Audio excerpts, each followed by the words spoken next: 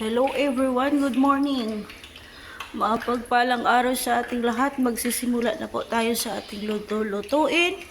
Yung step natin is ganito. Yung paggawa ng chicken. Chicken ano po ito guys? Chicken marak. Kung tawagin dito sa Saudi. Ito po yung unahin natin. Yung pagpiprito ng talong.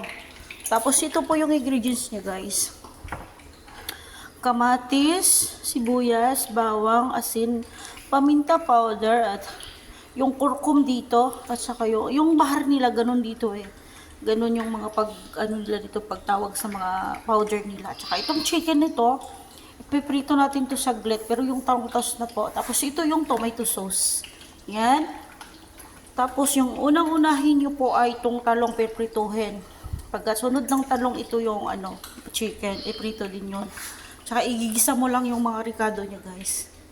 Yan lang po. Maraming salamat. Thank you. God bless you all. Miss Saudi Girl Vlog.